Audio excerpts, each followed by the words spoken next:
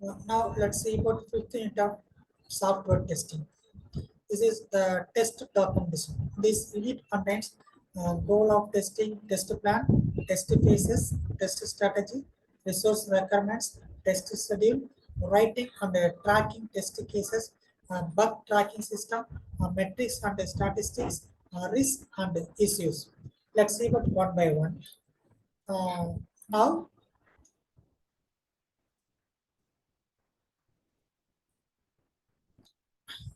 test plan. What's the test plan? The test plan is a project level document, which means that it is focused on a specific software product rather than on procedures and standards adopted across the entire companies. That is created at one of the first steps in the software testing lifecycle to outline how exactly the product must be tested along with the tools, test environment, schedule, resource, responsibilities, risk, and other aspects. Goal of test planning. First one, to evaluate the work product such as requirements, design, user stories, and code to verify the fulfillment of all specified requirements.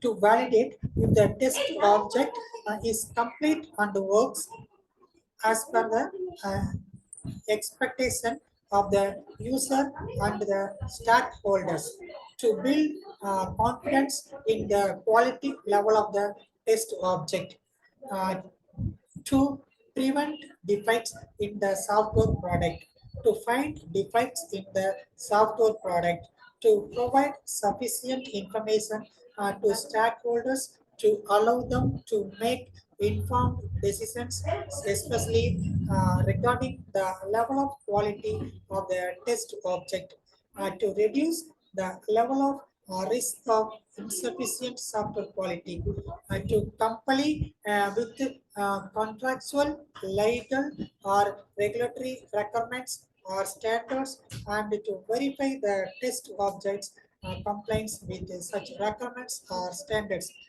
to evaluate the work product such as requirements, design, user stories, and code. The work products such as requirements document, design, and user stories should be verified before the developer pick up it's for development.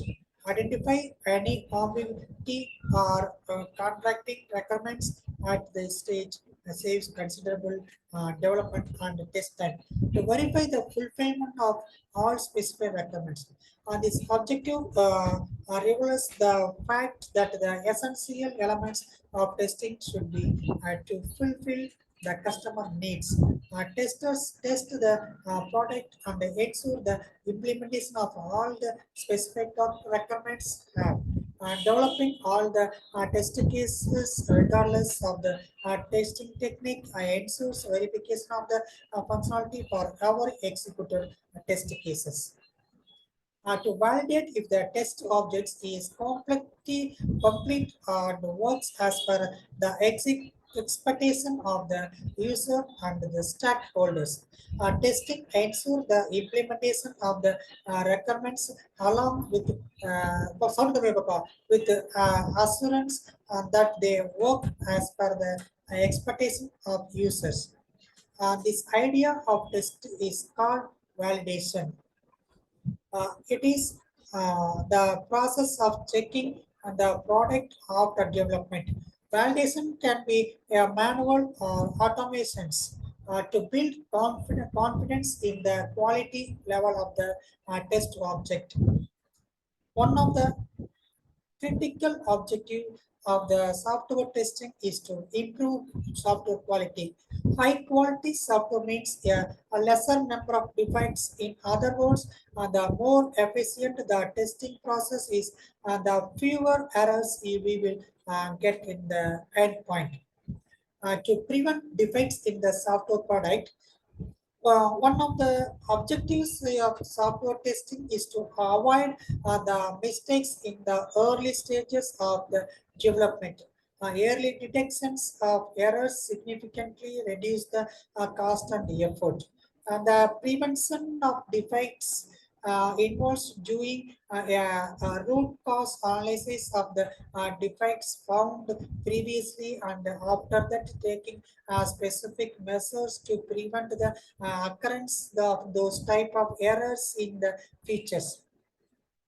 To find defects in the software product. Another essential objective of software testing is to identify all defects in a product. The main motto of testing is to find maximum defects in a software product while validating whether the program is working as per the user requirements or not. Defects should be identified as early in the test cycle as possible. Next one, to reduce the level of risk of insufficient software quality. The possibility of loss is also known as a risk.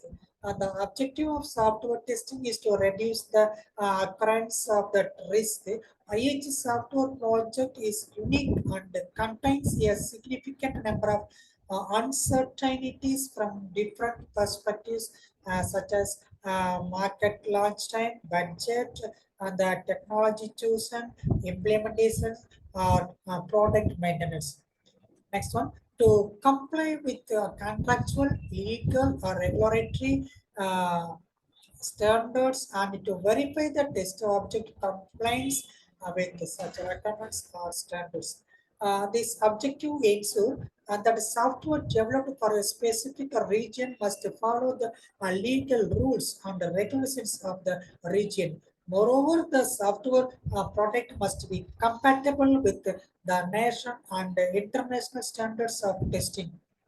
We have ISO, IEC, IEEE 29019 standards that the idea deal with the software testing concept. Next one, test phases. To plan the test phases, the test team will look at the proposed development model and decide whatever unique phases or stages of testing should be performed over the course of the project. And a code and a fixed model, and there are probably only one test phase test until some else stop. In the waterfall and the spiral model, there can be several test phases from examining the product space to acceptance testing. Yes, test planning is one of the test phases. The test planning process should identify each proposed test phase and make each phase known to the project team. This process often helps the entire team form and understand the overall development model. Next one, test strategy. The test strategy describes an exercise associated with the defining the test phase is defining the test strategies. The test strategies describe the approach that the test team will use to test the software both overall and each phase.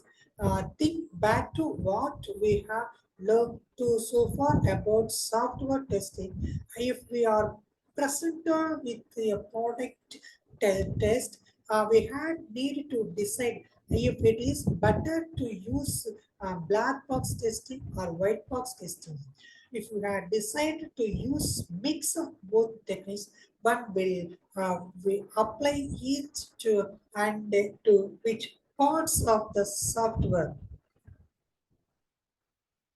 I think it might be a good idea to test some of the code manually and other code with the tools and the automations.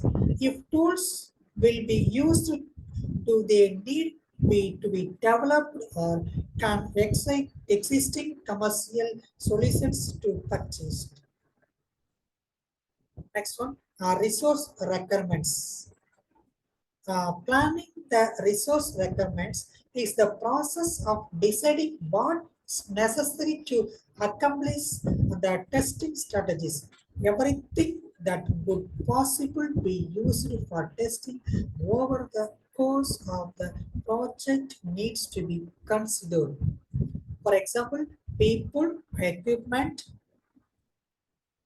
office and lab space, software, outsourced companies, miscellaneous supplies. People, that means how many, what experience, what expertise should they be full time or part time, contract students. Equipment means computers, test hardware, printers, and tools, office and lab space. Where will they be located? How big will they be? How will they be arranged? Software, word processor, databases, custom tools, what will be purchased, what needs to be written. Outsourced companies, will they be used? What criteria will be used for choosing them? Miscellaneous supplies, disk, phones, reference books, training material, what else might be necessary over the course of the project. Next thing, test schedule. The test schedule takes all the information presented so far and the map it into the overall project schedule. This stage is often critical in the test planning effort because a few highly desired features that were thought to be easy to design and the code may turn out to be very time consuming to test. An example would be a program that does no printing except in one limited abuse area. No one may realize the testing impact that printing has, but keeping that features in the product would result in weak printer configuration testing time.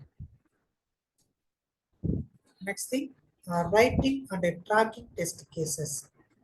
Writing and tracking test cases is one of that more directly influence our typical task as a software tester.